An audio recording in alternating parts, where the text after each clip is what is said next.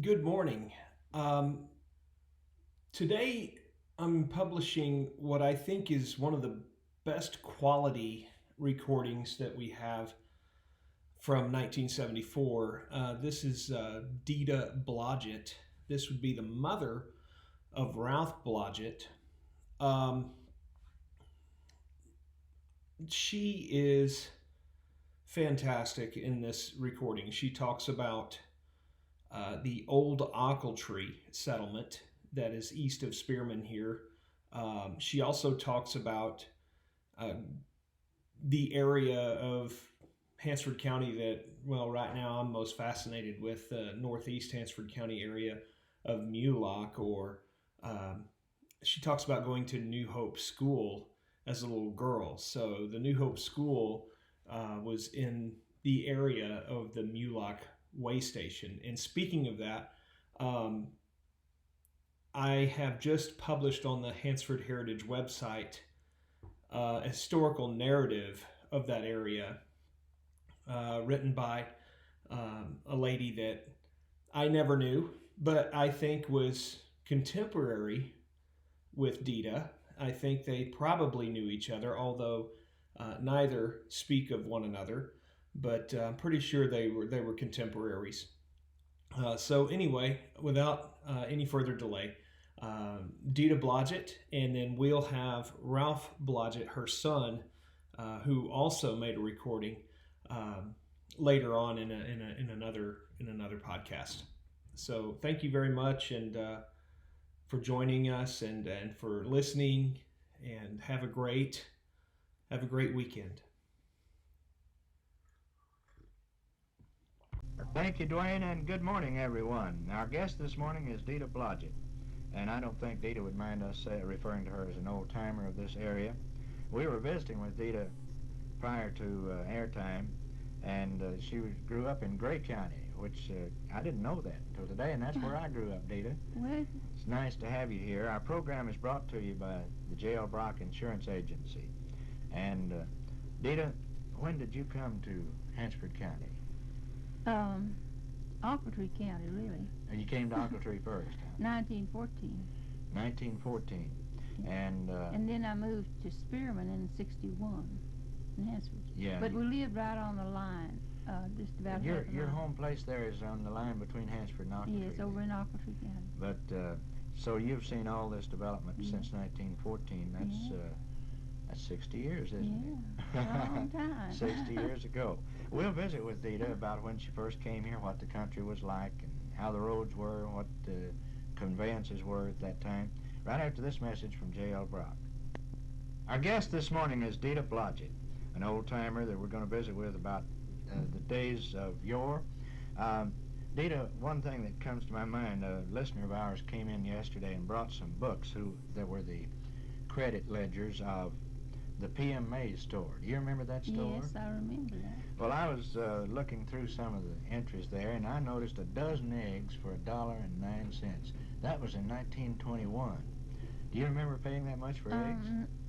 No, I really wasn't buying eggs myself that time, but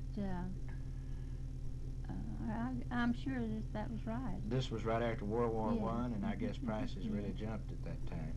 Yeah. And perhaps eggs were hard to find, too. Mhm. But you raised your own chickens, I Yes, guess. we did. We had them. Before you came to Ochiltree County, actually, you lived in McLean, didn't you Yes, say? I did. My father was a farmer. And what you had cotton farming down No, there? we never raised cotton. Is That's that one right? thing he didn't raise. What He was had your maiden? corn. What was your maiden name, Deta? Patrick. Patrick. That's a bit of Irish, isn't Yes, a bit. it? And he raised feed then. Yes, he did.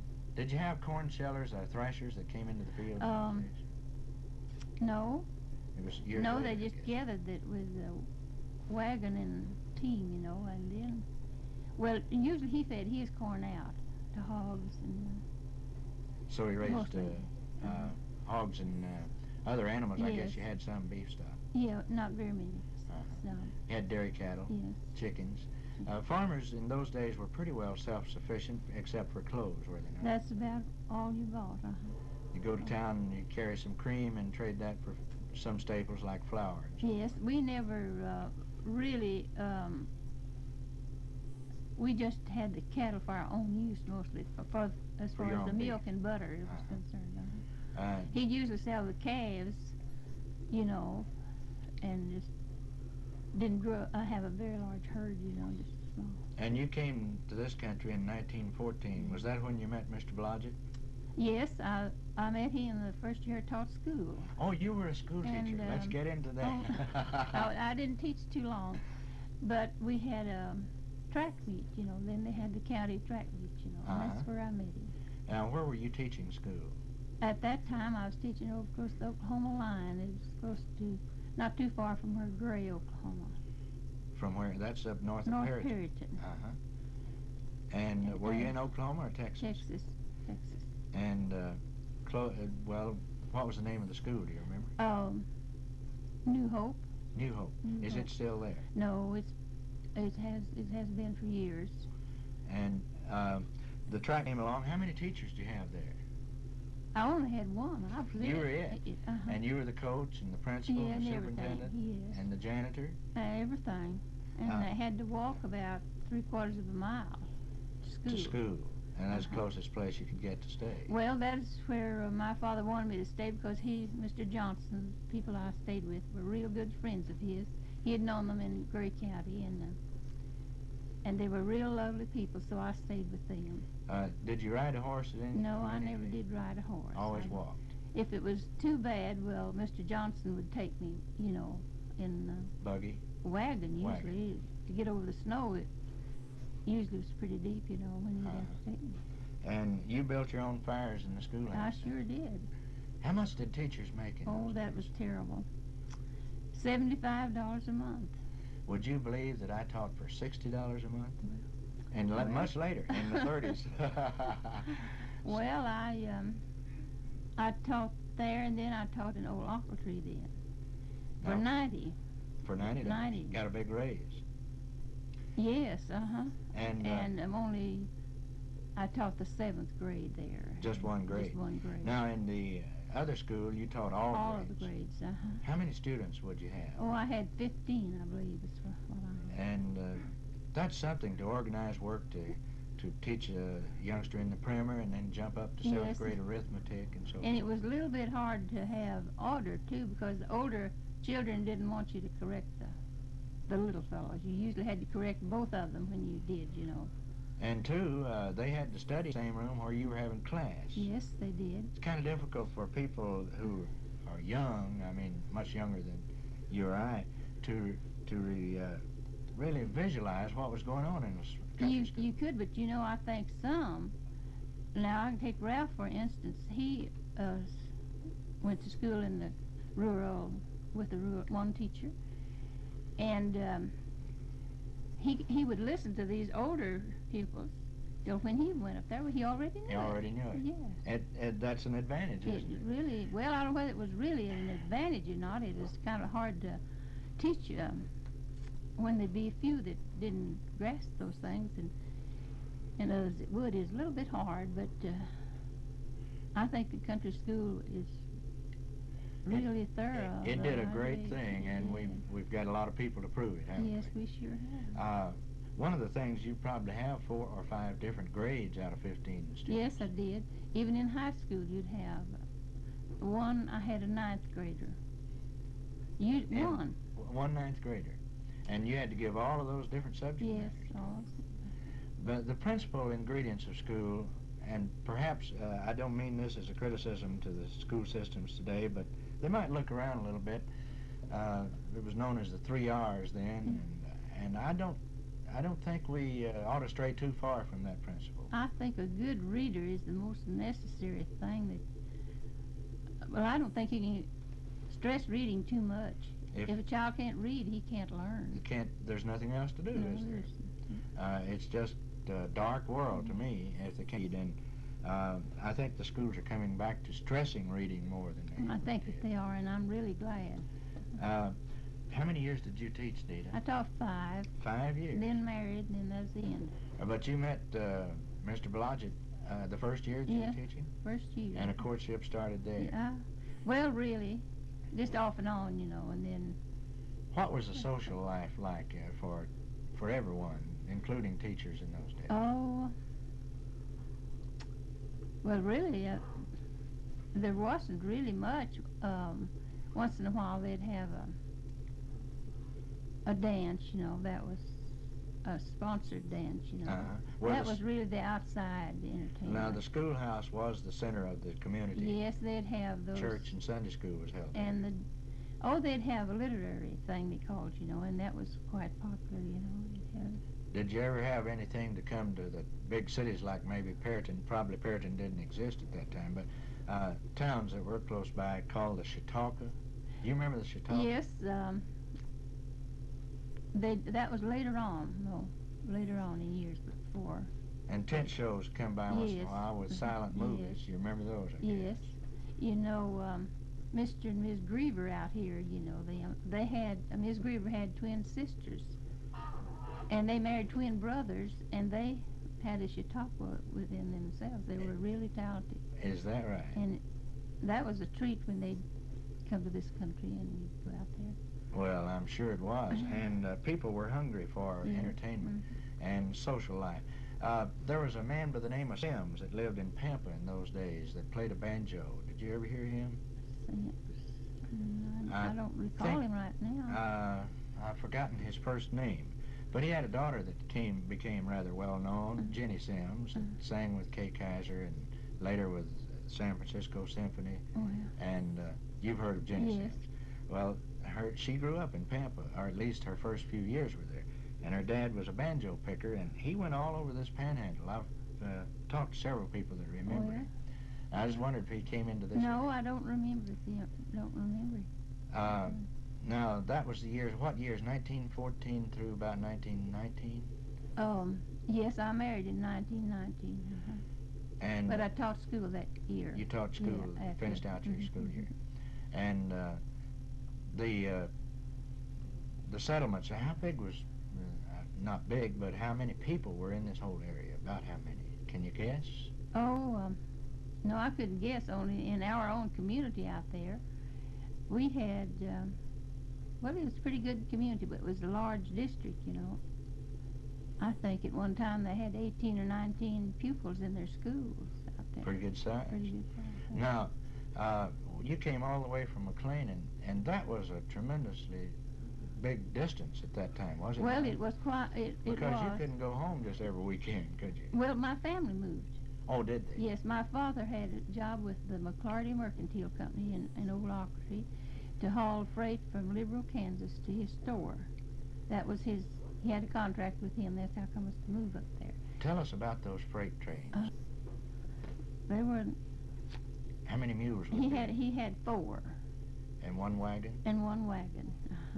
And how long would it take him to make his trip? Well, 2 days to come from Liberal. If it was real bad, he'd have to be 2 nights on the road. And then he was naturally a farmer, so gradually he got back in the farming business. And what all kinds of things did they haul in there? For the store, Yes. everything that they had. You I know, there were no noticed- railroads at all, you know, down here, and he hauled everything that they had. And From it came dry from goods to groceries? all kinds of groceries. All kinds of staples. Yeah. And I guess he was busy hauling all the time. Oh, yes, he did. He was. And so you did get to go home every night. Oh, yes. Yeah, not every weekend, but once a month anyway. I'd get Now, home. how did you find out about this school? Did they come to you, or did you? They through the school superintendent. He had this application, This is the county and I took, yes, and he let me have it right out of high school, and then I went to college. Then after that. And in those days, you took what was called some kind of a high school Teacher's certificate. Yes. Yeah, you had to. You had to take examination. exams. It was pretty. I can look Pretty back stiff. now. It was pretty hard. It really was. Uh-huh. And then you got a certificate to teach, and to keep the certificate alive, you had, to go to school, and that's the way I had my education. And we had a real good banker at Perryton, Mr. Rogers, and he was a friend to all students that wanted to do something. And He'd let you have money to go to school on through the summer, and then you'd pay it back in the winter. He thought that was a good investment, and we agree. Deta, how about Old Ochiltree? Where was it? Was it where Perryton is now? Oh no, it was I believe 7 miles south. It's where the road forks to go to Canadian and to Pampa. It's right in. Right in there. Are there any remnants of the town there? Oh, no, not any of the original. There's a house or two there, and well, 2 or 3 houses, and the schoolhouse is still there. And well, it's one that's been moved in since the town was moved, but there's a little. But Old Ochiltree had a schoolhouse. Oh yeah, they had. Was it called Ochiltree or Old Ochiltree? Ochiltree then. But everyone refers to it as Old Ochiltree. I don't know why, but that's Ochiltree. We're going to talk to Deta about many conditions in Hansford County and Ochiltree County after she became a farmer's wife, right after this message from J.L. Brock. This morning is Deta Blodgett, and we're talking about the early days of the societies here in Hansford and Ochiltree counties and the entire area. Deta came from Gray County, grew up there, and came to Ochiltree County as a school teacher and settled later on the edge of Hansford and Ochiltree County. I guess your place is divided by the line there. My land that I own, the lines runs through the land. Deta, what kind of transportation did you have? You talked about wagons and buggies and horseback riders, but did you have any cars? We had a Model T, I guess you call it. Yes, Yeah. And then advanced to Model A, you know, and from then on, we could afford. Now, you were married in 1919, and I suppose by 1920 you were settled on the home place that's still out there. Yes, I lived there. How many years? Until 1961? 40 years. And there were some trying times. How about the roads? Was Spearman came here about that time, didn't they? Spearman, let me see, the train was into Perryton the 22nd of August, and then right on then into Spearman, then as fast as they could move in. And then Old Hansford was moved to Spearman here. in about 1919 or 1920. I noticed in the books of P.M. May's store there, I don't recall the date, but seems to me like it's November the 7th. A notation was made there, closed, we're moving. And then a week later, the books were open again. You know, the old store still stands down here, you know, where he had his... Is that the Brandt building now? Yes. And he and Brandt were partners later years. Now, what were the roads like? Did Spearman have any paved streets at all? No, they didn't. You know, I don't know how soon they had they didn't have much. I can't remember just when they did pave the main streets. Well, I remember after Roosevelt was elected, there became federal help and all kinds of jobs, and that's when the brick paving came in about 33 and 34. Does that sound right here? Well, it might have been. You know, I'm not very good on dates and remembering, but you know, the highway, you know, from Borger up this way, you know, was built with this PWA money. And that was the first road that we had, you know. That was, the rest of them were just country roads, weren't they? And you just struck out across the pasture. And this road was not paved. Of course, I remember in the early 20s, a snowstorm came, and one of our neighbors said, well, you can put your car up. The car season is over. And that's about the way it was at times, wasn't it? It was, and the fall of I was married in February in 1990. And that fall is when we had those those big snows and big drifts, and I had walked a mile to school, and snow was the top of the fence posts. You know, you could walk, it's frozen. Walk right over the fence. And later in the 30s, then you could walk over the fence with the dirt, dust storms. It's pretty bad. And people who have survived all those have a certain something in quality and character that has made this place great. The ones that did it sure did. Yes, they really did. And finally, it's beginning to make it have been worthwhile for their efforts. But we owe a lot to them. And I'm married into this pioneer family, you know, the Blodgetts. Mrs. Blodgett her father had moved to Ochiltree County in 1886. And He didn't live too many years after they moved, but his widow lived for years. 1886, that's way back Way there. back. The Indians were still roving around. Well, I don't know. There might have been a few around adobe walls down in there that through the country. I don't think there's any that was here, but they'd drift through. They'd already been put on the reservations, Yes, but some of them would get off at Yes. times.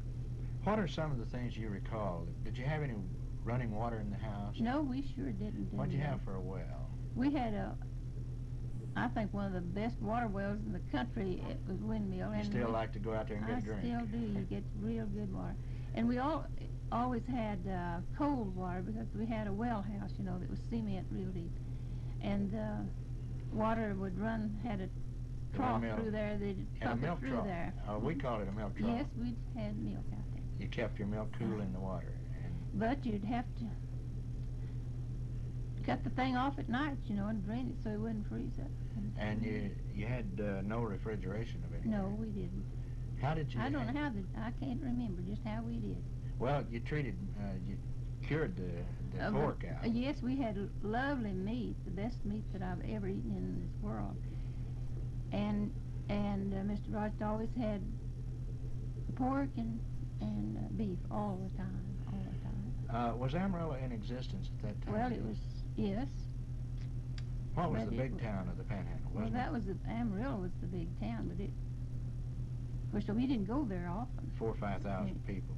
Probably. And it was probably a 2 days trip to go. 1 day to go and then 1 day to come back. That's in cars. Mm-hmm. And very few roads. And just old dirt roads. If you decided to go and it rained, you didn't go. Changed your mind. Pushed half the way there and back, Little teas were light. 2 or 3 men could pick them up out of the mud hole. I enjoyed it. We didn't know any difference, Now, how did what was the farming like in those early days? Did you grow wheat? My father and so did Mr. Blodgett, they farmed with mules. They had mules mostly, and they both liked good stock, so they always had good teams, to work with. Now, did you grow wheat here then? Yes, it was wheat. Do you recall about the yields? Did you have as big a yield as No, not like we do now. We had better because it was about the same every year, And how was the price of wheat? There was pretty good prices in those days. $1.50 to $2 a bushel. I don't think so. I can't remember. I remember during the Depression. Let me see, what year was that? Seemed like it was. About 1933, they dumped it on the streets in Perryton and drove off and left it because it was 25 cents a bushel. Yeah, I sold some for 19. 19 cents. I can't remember what year that was. It was awfully hard to make payments on land. Sure then. was. I wonder. I look back and I wonder how you stayed with it.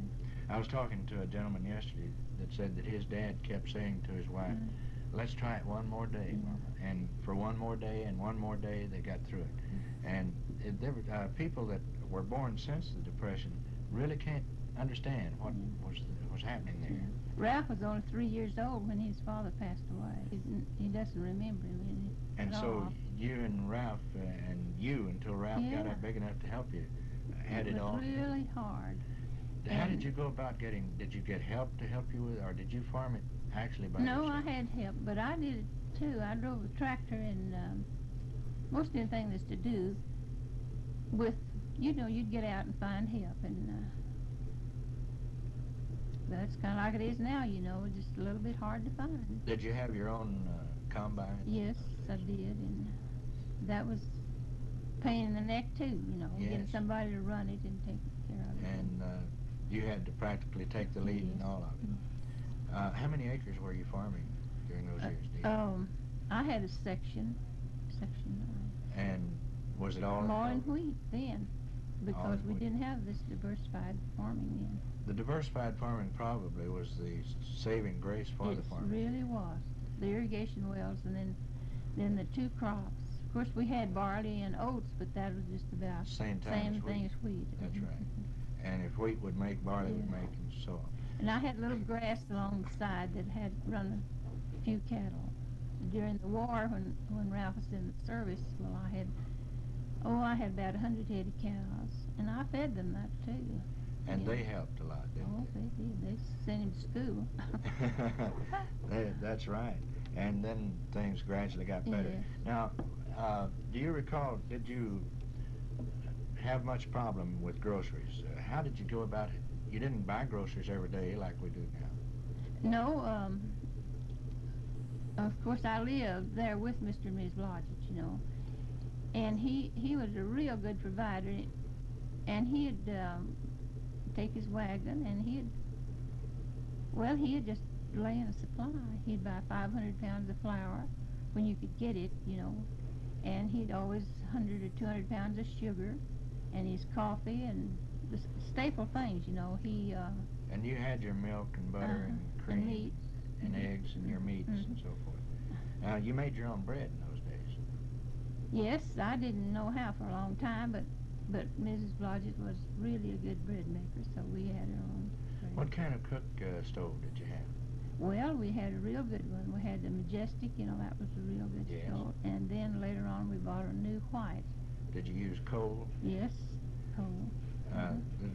Using wood up here was just out of the question. And we didn't. We had those big heaters, you know. Our house wasn't central heated. No. One room. And we had a big stove, and you know, you Had to burned build coal. a fire every morning. And Usually you'd put enough in there and So to that you could last just all light 'em night, up. and you could just Bank the burn fire. it. How do you bank a fire? Someone asked me the other day, do you know how to bank a fire? And I don't know. I've done it, but I may have forgotten.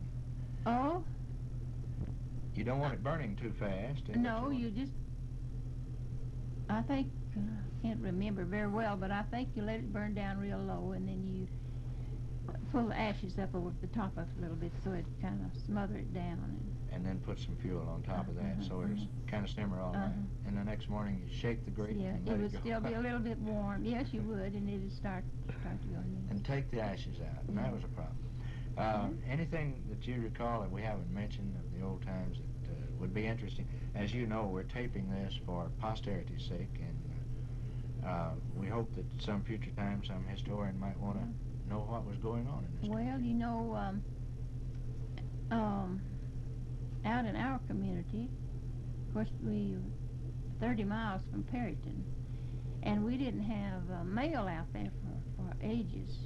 You know, we'd have to go to town to get you a dole. How was the postal system then? Did you have post box? They have boxes? at the No, post we office? didn't for a long time. And they just put your mail in a stack by itself? Uh-huh. When you came for your Some mail, they knew you'd where pick it it was. up.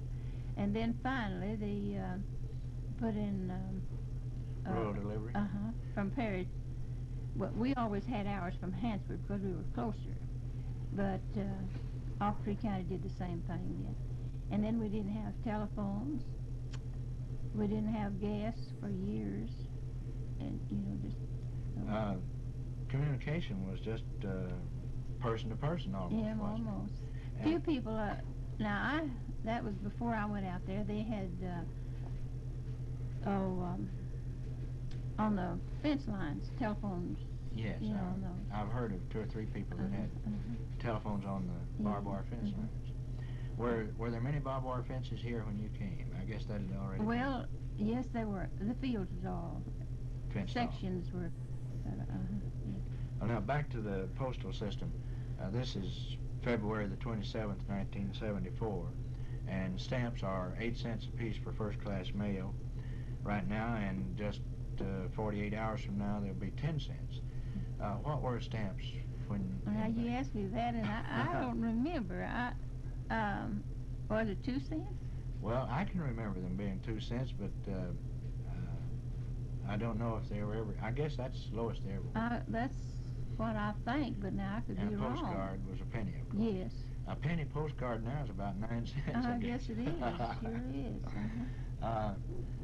And I don't think you can buy penny postcards, even postcards with the stamps. You got to put a stamp on it. From all I've seen. Yeah. The postmaster here may be getting after me directly if he's listening. But stamps are going up to 10 cents. Oh, I Saturday know morning. it. And but we are getting many more services than got for 2 cents, too. Yes, we are. I'm sure. Well, I'm sure more people. Yes, and But, of course you have, They had to improve it to keep up with the people. and the delivery. We have home delivery in Yeah, towns and yes. rural delivery every day, and Every some day. star routes have every other day. Yeah. But it's a far cry from 1918 or 1919. It sure is. Data, do you recall World War I? What kind of feelings went through the country here? Well, of course, really, I don't, as far the way I feel about it and think about it, they really didn't know what it was about, hardly.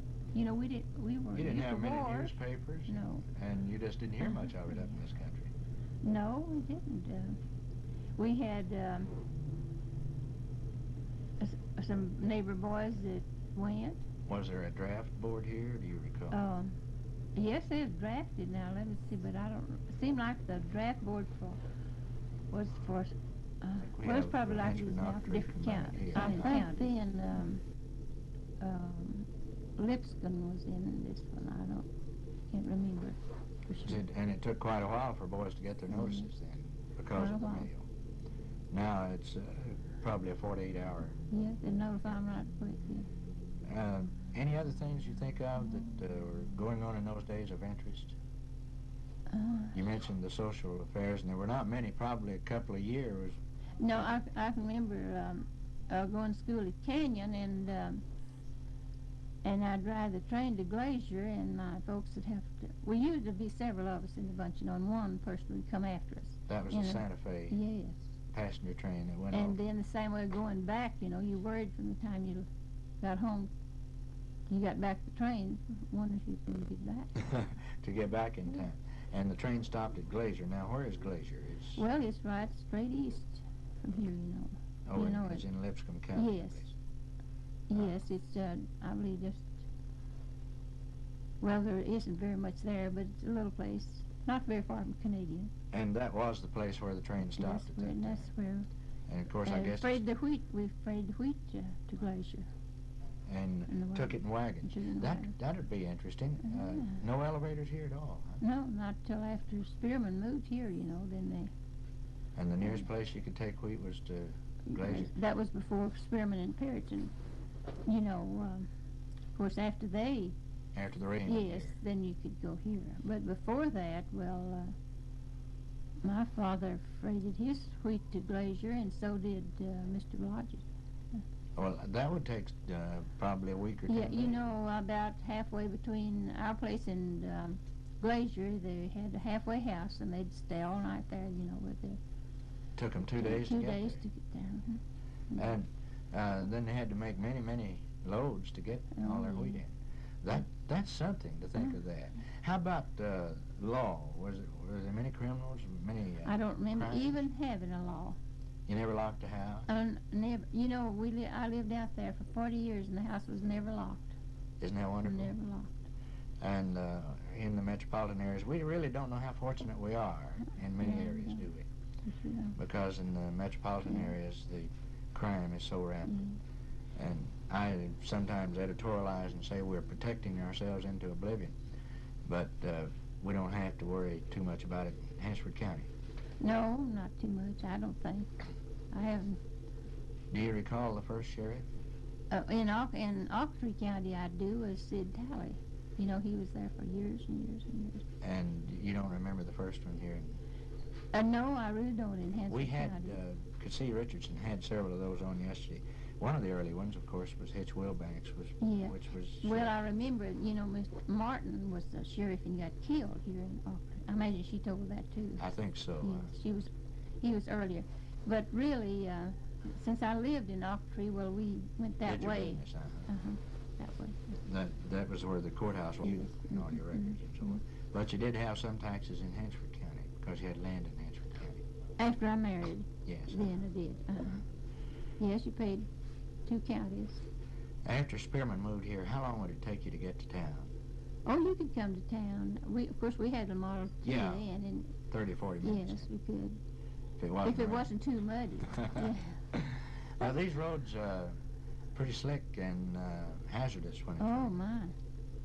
And you could get in the bar. And I never could drive in the mud. I just stayed at home. But we didn't have too many rainy days, just like it is now, I guess. No, but we had enough. I believe we had more than we have now. Made better crops for dry land farming. And grass, the cattle did good on our grass. You were down there pretty close to the Canadian Breaks. Yes, it's about 2 miles south. And where is your place? I've been by it many times. You pointed it out to me, but... Well, you know, when you go south of Spearman out here on this Farm Market Road, 8 miles. And, well, it's the first paved road going east. To your left. And it goes by the... And then at our place is where you go around the, you know, it wasn't surveyed right, you know, and so the road comes up here and then has to go around the house. It goes around your house.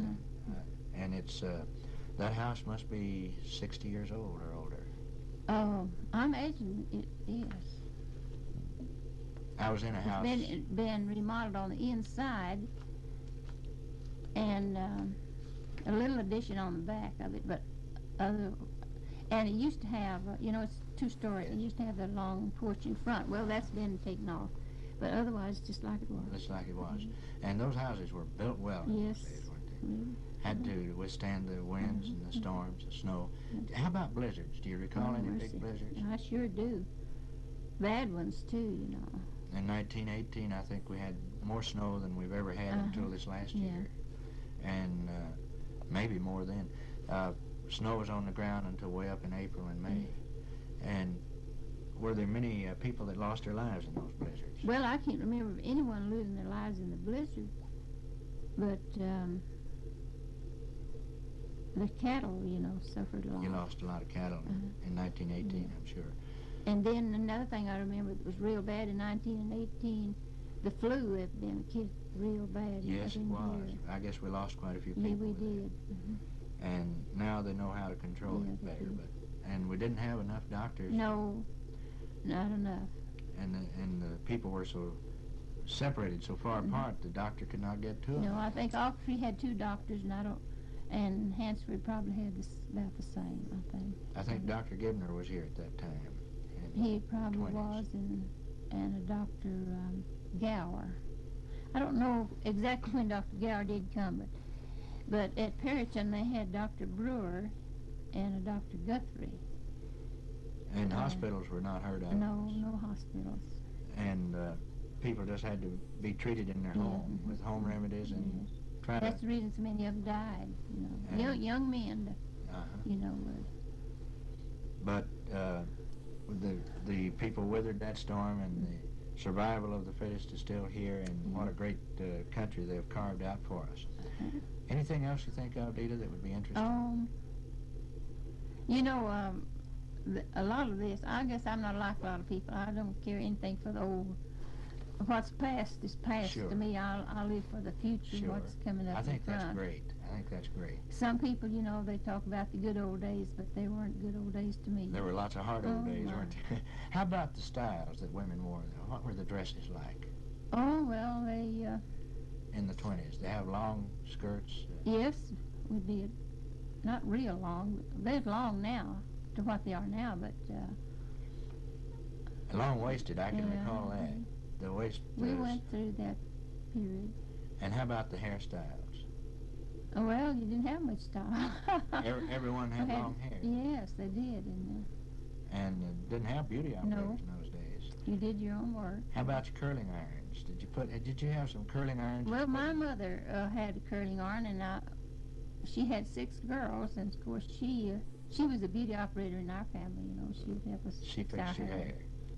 And many people just combed their hair straight back and fixed it in a bun. Yeah, that's about it. But some let their hair go down, and lots of ladies had hair down to their waistline, didn't they? Well, I did too at one time. Is that right? And I had the headache so much, you know, my hair was so heavy. And you'd put it up on your head, you know, well, it was pretty heavy. But I didn't cut my hair for years. I don't know why, but I just didn't. But I've never been sorry since. Well, wasn't there a kind of a social order against women cutting their hair? Well, it must have been. I think the men kind of look down on them too. But now it's a different ballgame. It is. Women do like they want to, I guess, now. What do you see in the future for Hansford County, Deta? Let's look to the future a little bit. You think it's going to grow, continue to grow? Oh, I'm sure it is.